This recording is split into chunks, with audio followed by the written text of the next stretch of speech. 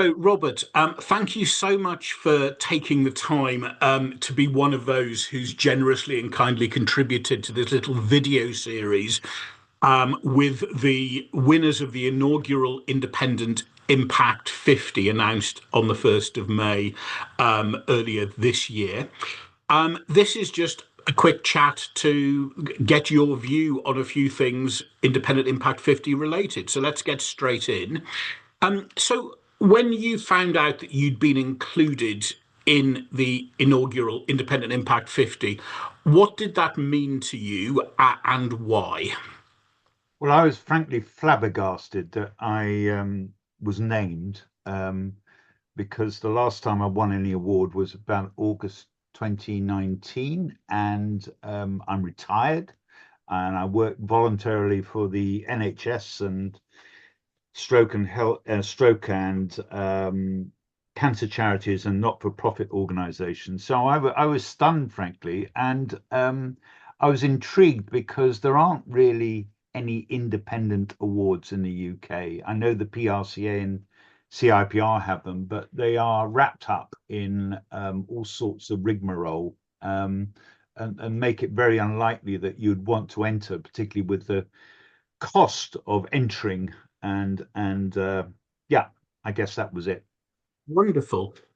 So you've obviously been doing this for a little while now. So I'm quite interested, what are the behaviours by the clients that you've worked with that have most surprised you since going independent? And those can be positive behaviours or behaviours that are perhaps less positive.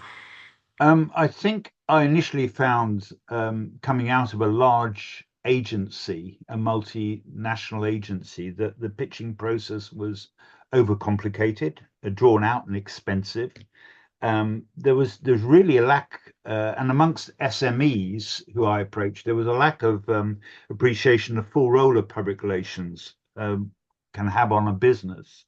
And it's often just seen as media relations. And there was a little awareness of the need to pay for thinking time in order to come up with creative ideas. I also found that PLCs were extremely poor payers. I remember having to chase invoices that were 60 to 90 days overdue, which really severely hampered my business. Indeed, I remember once my accountant saying, I think you should give up and you'd be better off stacking shelves in Morrison's because you'd be earning more money, and you're about to go bust. So that's what I recommend you do. But then I was lucky. I was approached by a Swedish shipping consortium who I'd worked with when I was working in London for Burson Stella, and they offered me a contract to work for them. I didn't have to move to Sweden. They were more than happy for me to remain in the UK, and I had a really fruitful relationship with them for over 15 years. Gosh. And they treated me like an employee, so I got all the holiday benefits, I got the sickness benefits, and everything else. And being Swedish, everyone was treated equal. I mean, it was an amazing experience, and I had a great time with them. I also was approached to teach at Leeds Becker University, which was a real surprise to me because I don't even have any A levels, let alone a degree, to teach on the PR course, but they wanted someone who had practical experience both in-house and in consultancy to go and teach. And I taught at Leeds Beckett for 24 years. So I combined that with my work with the shipping company, Wallenius Williamson, who, to my great surprise, were more than happy for me to continue teaching at the university. They thought that was a bonus because I'd have access to research papers, the latest in thinking in public relations being on the university campus. So I think my experience was that Scandinavian employers and clients were a hell of a lot better than UK based organizations. Allegedly. So imagine that you're having lunch with the CEO of the CIPR and the PRCA.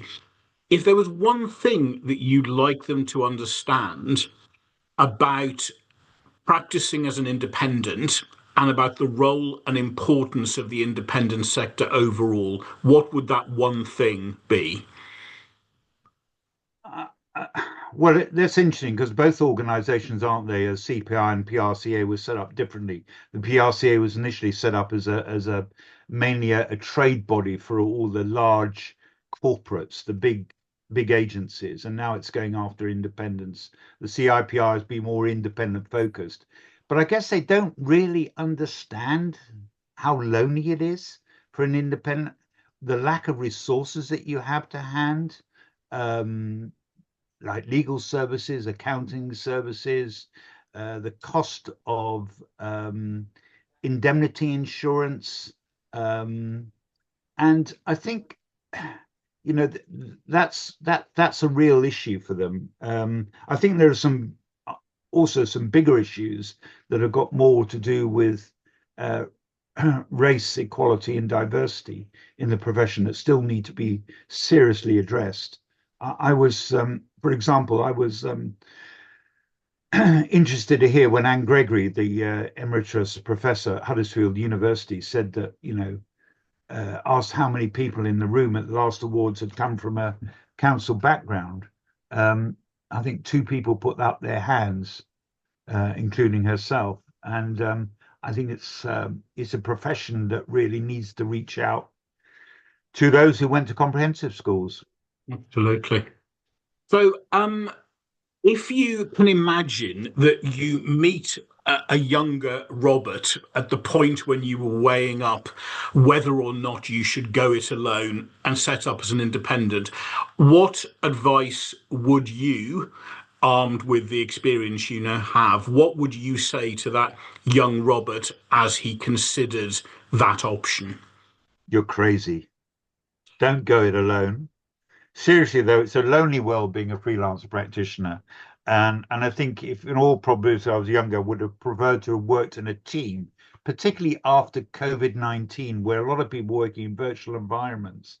I remember the huge amounts of mentoring and counseling I got, not just how to do the job, but how to really deal with people. And after all, PR is a people business. It's communicating from one person to another or wider audience. And that's very difficult if you're alone. I think in all probability, I would have loved to have worked in a sort of collective creative environment.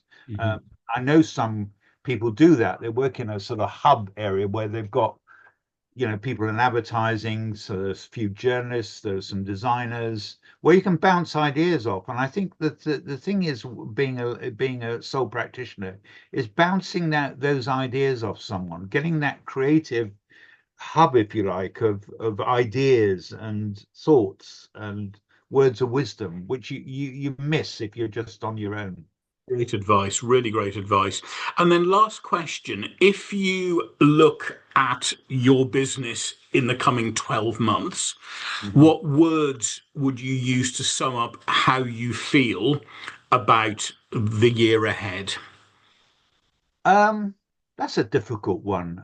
We're living in a rather dystopian society. The economy's not great. Um, I look forward to it. I mean, I was diagnosed last May with terminal prostate cancer, so I'm very keen to spend the rest of my 5 years doing some good. And so I've devoted my time working for the NHS, who's been incredible in helping me with my palliative care. And I'm enjoying really working with cancer and stroke. And I had a stroke 6 years ago with cancer and stroke charities. Um, and I'm also doing some mentoring of students at Leeds Beckett University, which I thoroughly enjoy. So I'm looking forward ahead. It keeps my brain active. Um, And sincerely, you, to your point about doing good, you've done more good and contributed to our profession as a role model more than you will probably ever know. So thank you sincerely for that. Thank you for contributing to this little video. And I'll see you very soon indeed, I hope. okay, well, I'm just intrigued about that pot above you,